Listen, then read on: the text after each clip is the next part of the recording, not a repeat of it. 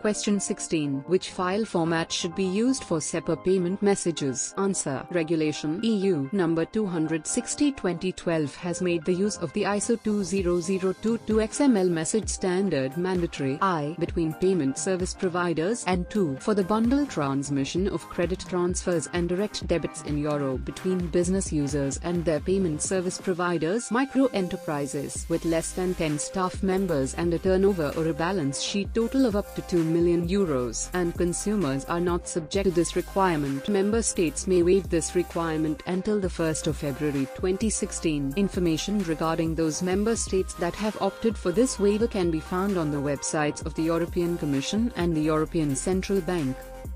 Question 17. Where do I find information on SEPA in the individual countries? Answer. Please refer to country-specific information and references provided by the ECB's website. SEPA countries. Links to national information on SEPA and Ebon. Overview of national SEPA fora. National fact sheets on SEPA migration, transitional and penalty provisions. National competent authorities. Country-specific migration indicators. The European Commission's website. SEPA migration, transitional provisions. Competent authorities and out-of-court and redress bodies based on Regulation EU 260/2012. Meeting documentation of the EU Forum of National SEPA Coordination Committees. The European Commission's website. Cross-border payments in euro. Application of Regulation EC number 924/2009 on cross-border payments in euro and its extension to the Swedish krona and the Romanian REC. National competent authorities and out-of-court and redress bodies. The European Payments Council's website. EPC list of SEPA countries. Creditor identifier overview. Country-specific characteristics.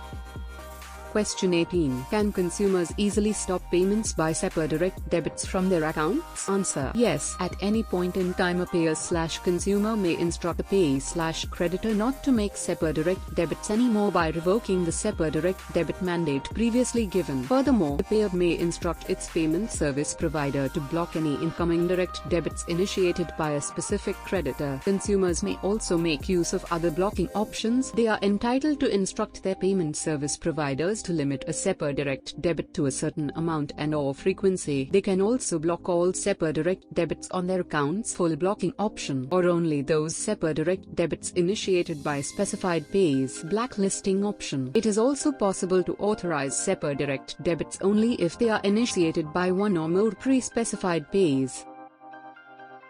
Question 19. Why do I have to use the Ebon to make SEPA payments? Answer. Regulation EU number 260/2012 requires the use of certain common standards and technical requirements, among them the international bank account numbers (IBANs). The reason for this being that common technical standards are needed to process SEPA credit transfers and SEPA direct debits. They are also necessary to allow interaction and interoperability between different IT systems.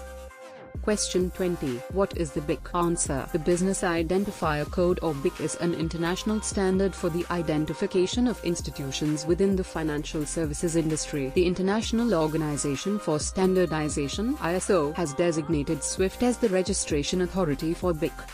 Question 21. Where can I find information on the Ebon and the BIC for my own payment account? Answer. Both are automatically provided by the payment service providers. The Ebon and the BIC can often be found on individual payment account statements, debit cards, or in online banking applications.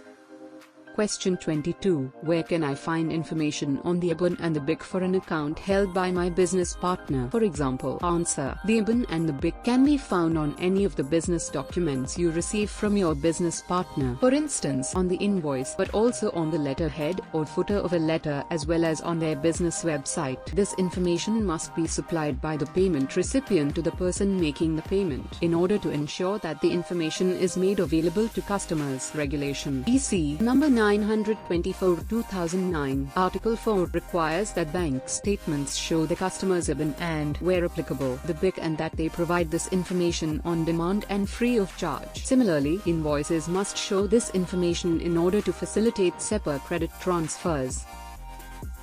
Question 23. What is the difference between Cole and B2B Sepa direct debits? Answer. Core Sepa direct debits (STDs) can be used by anyone, both by consumers and businesses, services and products based on the business-to-business (B2B) STD scheme are only available to businesses. The payer cannot be a consumer, and the payer, a business, is not entitled to obtain any refunds for an authorized transaction. Question 24. How much time does the payer have to request a refund vis-a-vis Sepa direct debit paid from his/her account? Answer. In the core Sepa direct debit scheme, the consumer may request a refund for a period of 8 weeks after the date of the debit of the account if the Sepa direct debit was authorized. See also our Sepa direct debit mandate. Unauthorized core Sepa direct debits can be returned by consumers for a period of 13 months. Requests for refunds in the business-to-business Sepa direct debit scheme, however, are not permitted for authorized transactions. Question 25. Which data elements are required for a Sepa direct debit mandate? Answer. The mandate document must contain a series of mandatory data elements that are deemed necessary to identify the Sepa direct debit transaction: the unique mandate reference, the payer's name and address, the Ebon and the BIC, if necessary, the creditor's name and unique identifier, the type of payment, the date of signature and the payer's signature. It must be clearly stated that it is a Sepa direct debit mandate. There are no specific requirements regarding the layout to be used. Question 26. Which language should be used for the text of a Sepa mandate? Answer. The text of a Sepa mandate should be written in at least 1 and up to 3 of the languages of the country of residence of the payer. If the payee is not able to determine the language of the payer, the text of the Sepa mandate should be written in English. Question 27. What is the unique mandate reference? Answer. The mandate reference is a unique combination of up to 35 alphanumeric characters chosen by the payee. It is a reference number given to each Sepa direct debit mandate received, ensuring that all direct debits based on this particular mandate can be identified. The unique mandate reference is part of the required data elements that the payee needs to provide in order to initiate a Sepa direct debit. Question 28. What is the creditor identifier? Answer. The creditor identifier was created in the Sepa direct debit scheme to enable payers and their payment service providers to return to the payee creditor for refunds, to make complaints and to check the existence of a mandate upon presentation of a collection by the payee. These procedures require a unique identifier for the payees, such that each creditor identifier only refers to one payee. Question 29. Is there a European central list of all creditor identifiers? Answer. No, there is not. The individual Sepa countries have their own specific domestic procedures for providing unique creditor identifiers to payees in Sepa direct debit schemes. The European Payments Council provides an overview of the characteristics of creditor identifiers and their provision in each Sepa country. Question 30. Can a creditor use a single creditor identifier in any Sepa country? Answer. The European Payments Council states that a creditor payee is free to use one or more creditor identifiers for the initiation of collections in any Sepa country. If a creditor should move its account from one payment service provider in one country to another payment service provider in another country, the existing creditor identifier should be retained. Otherwise, all mandates in the market would need to be amended for the next collection.